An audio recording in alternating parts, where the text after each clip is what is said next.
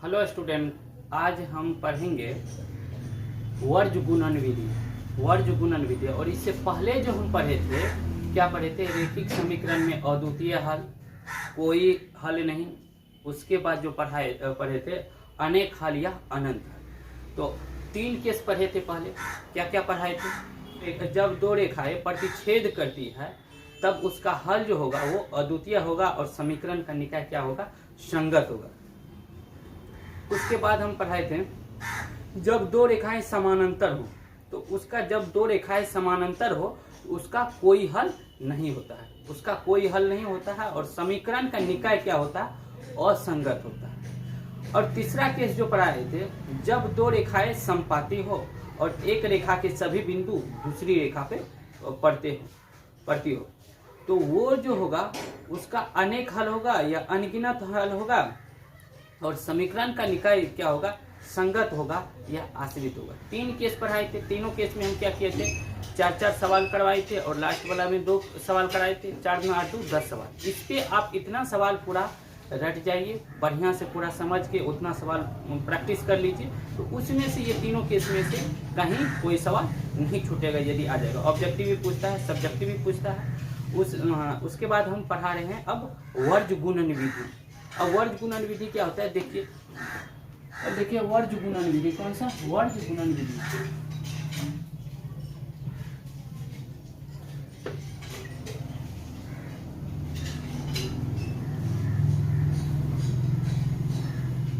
ये कौन सा है? वर्ज गुणन विधि। इसमें क्या कर रहे हैं? 2 समीकरण ले रहे हैं।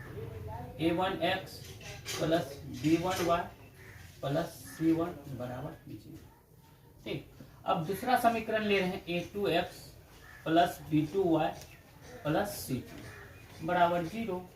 अब इसमें जो है हम जो वर्ज गुणन विधि से हम हल करते हैं तो पहले हम क्या कर लेते हैं? b1 और b2 लेते हैं। जैसे b1 और b2, फिर c1 c2, फिर यहाँ से a1 a2, फिर b1 b2। इस टाइप से ले लेंगे। 2 समीकरण हमको यदि सिंपल में दिया हुआ रहेगा तो क्या किए? b1 b2, फिर क्या लिए? c1 c2, उसके बाद तब फिर a1 a2, फिर b1 b2 ले लिए।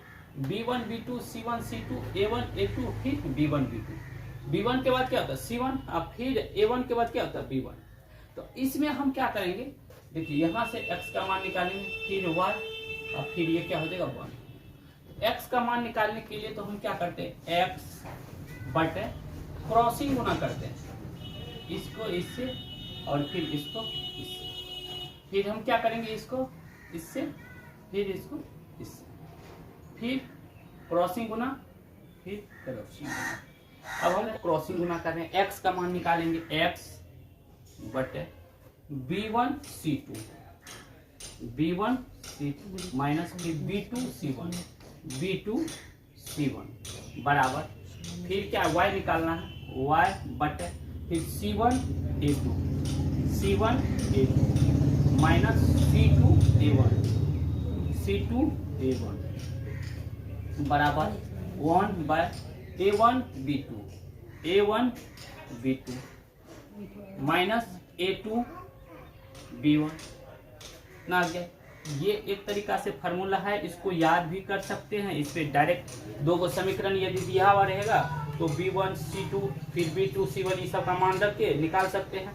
उसके बाद तो फिर y बटे c1 a2। ये याद करने में थोड़ा कठिनाई हो जाती है। यदि जिसको याद हो जाता है याद कर लीजिए, नहीं तो सीधा समीकरण लिख के इसी टाइप से उस पर b1 b2 c1 c2 a1 a2 b1 b2 ये लिख किया। उसके बाद जैसे हम किए क्रॉसिंग गुना करके फिर निकाल लीजिए। तो हम एक बार सवाल करके दिखाते हैं। ठीक, चलिए।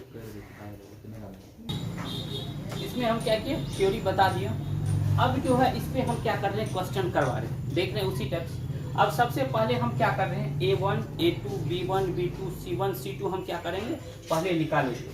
देखिए x के गुना में जो है ये क्या? पहले समीकरण लिख लेते हैं, दोनों समीकरण। 2x प्लस y बराबर कितना है? 5।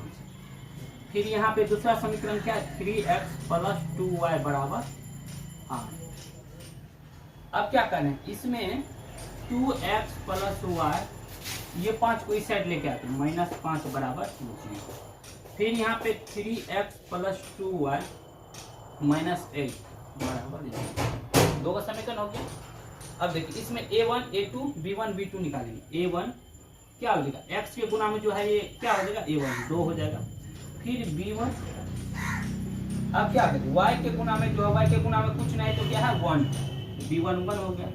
c1 बराबर कितना, -5।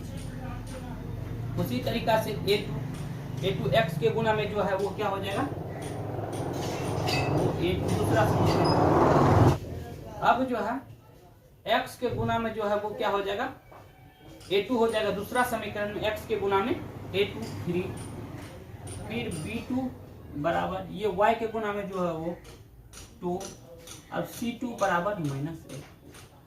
अब a1 a2 b1 b2 c1 c2 हमको निकल गया। अब देखिए यहाँ पे हम सवाल बना, अब हम क्या किए, पहले क्या b1 b2 हम ले b1 और b2। यहाँ पे क्या करेंगे, पहले हम इसी पे देखिए b1 b2, इस पे हम क्या कर रहे हैं b1 b2 ले रहे हैं। b1 कितना है 1 है, फिर b2 कितना है 2 है। अब फिर देखिए c1 c2, c1 कितना है -5, फिर c2 कितना है -8। फिर देखिए a1 कितना है 2 है, a1 यहाँ पे a1 2 है, a1 के जगह क्या रखेंगे ये 2, फिर a2 के जगह क्या रखेंगे ये 3, a2 के जगह 3। फिर क्या है b1 यहाँ पे कितना है, b1 1 है।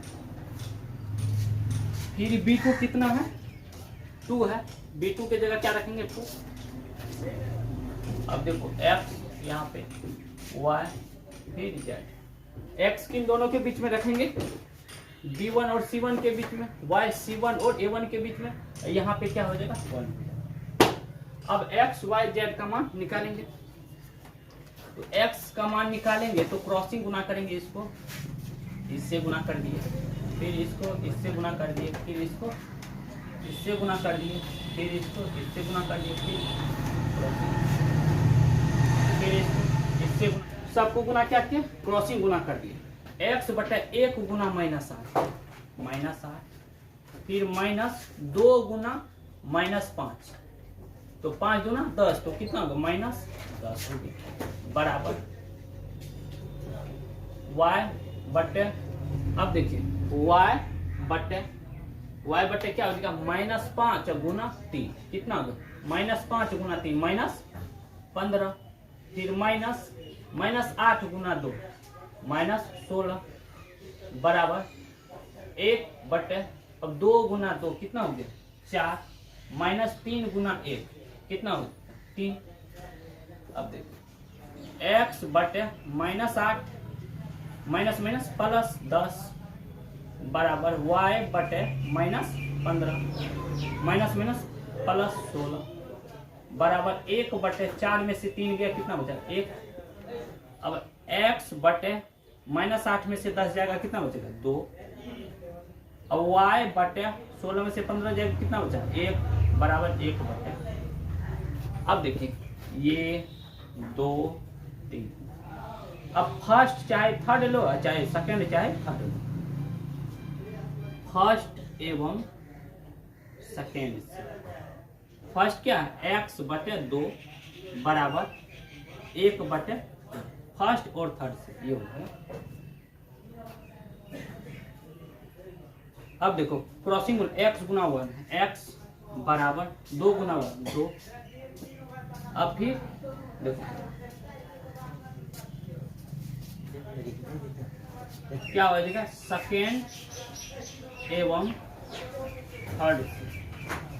सेकेंड कितना y बटे 1 बराबर 1 बटे y गुना 1 y बराबर 1 गुना 1, तो x बराबर कितना हो गया 1 और y बराबर, x बराबर 2 और y बराबर, नीचे बना जी। अब हम क्या किए, ये सवाल बना लिए। अब इस पे और सवाल प्रैक्टिस कीजिए, जो जो सवाल होगा वो सारा इस टाइप के वर्ग गुणन विधि से किएगा तो वो सारा सवाल हल हो जाएगा।